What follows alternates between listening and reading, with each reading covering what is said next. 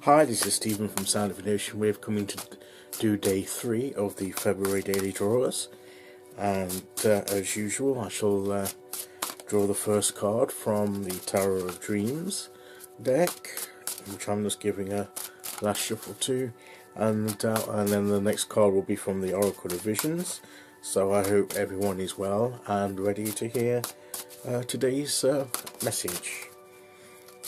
So let's get straight onto it and pick our first card. So here we go. And we'll cut there. That's it. And today's card is the King of Swords. I've had this in a personal reading recently, in one of my private readings for myself. So it's come back again. Yes, it was in a spread I did for Imbolc, and I forget which position it was in, but I had two kings, the King of Swords and the King of Wands, in the spread. And I'm going to just this is being in command of your thoughts and ideas. The King of Swords is a symbol of the fully developed mind. Unlike the page, knight and queen, his head needs no hair. Oh, that's right. Wings or feathers, and is instead completely bald. Excuse me. So as to allow for maximum mental input and output.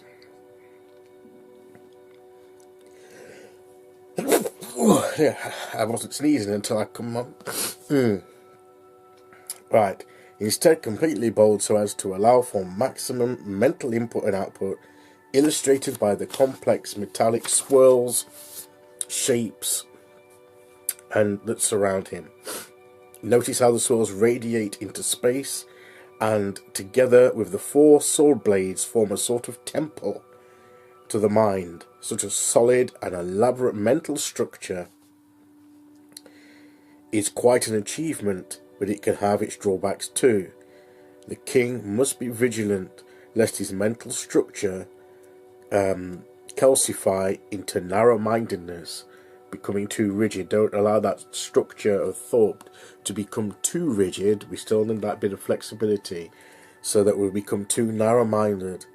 He must strive to maintain the page's childlike curiosity and mental flexibility. The king could be a scientist, someone who changes the world by studying it, analysing it, and reaching new conclusions about it, in contrast to the page whose sword, like tips, the tips of two of the king's blades are visible, indicating that he has the capability to follow lines of thought to their logical conclusions. The two remaining blades still lack tips to show that there is always something more to learn. We never know everything. There's always, we're forever learning. A plan or strategy has reached a peak stage of effectiveness and is ready to be put into practice. Kings are controlling. The King of Swords suggests that you establish and authoritatively state your beliefs and attitudes, rather than simply going with the flow or letting others do your thinking for you. The astrology for this is 2/3 Gemini, 1/3 Taurus. The King of Swords studies and understands the relationships between things. That's the Gemini aspect. In a thorough and painstaking way, the Taurus aspect. So basically, in control of his thoughts, got the structure of his thoughts together, in command of his ideas. We must be careful that when we do that, that we don't become too rigid and narrow-minded in our thinking, that we're always ready to learn more, that we recognise that no matter how much we learn, we never know everything 100%. We're always on that learning journey. and to be willing to learn new things, and but where we've developed our ability to do our own thinking, go in charge of our own processes, that we don't need to rely on other people to tell us how to think. We can develop our own thoughts and confidently know when they're ready to put them into action, and to have the confidence to be able to begin to do so. So let this be a message to encourage you to begin to gather your thoughts in an organized, constructive way, and have the confidence to put them into practice. So let's draw our oracle card just to go with that, and to recognize that we're always learning. We never know anything. We can always learn from other people. We shouldn't have the attitude, well, I know what I need to know, I don't need to learn from you, because we all have our own thoughts and own ideas, and we can always learn from other people as well. But ultimately we are responsible for our own thoughts, and to develop our own thought processes and to put them into practice. So here's the oracle card for today.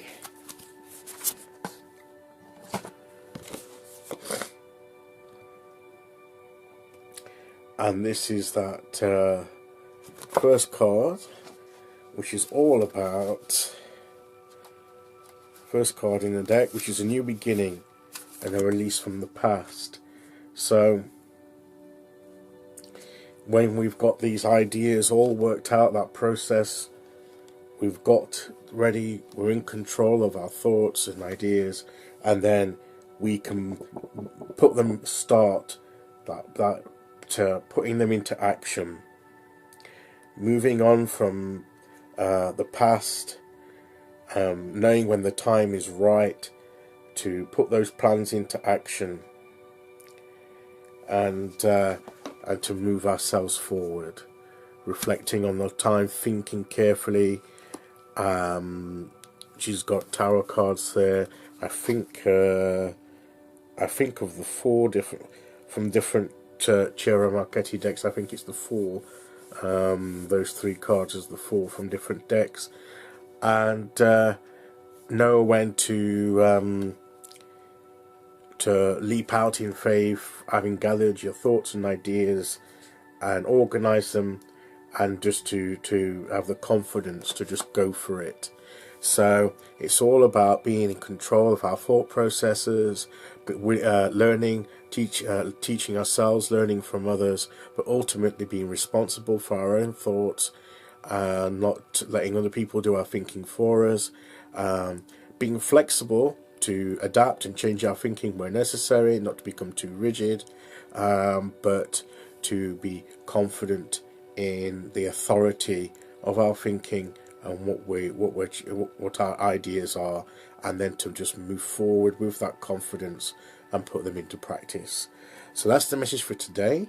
Thank you for listening. I'll be back tomorrow for day 4, and until then, take care everyone, and I'll see you all again very, very soon. Okay, bye bye.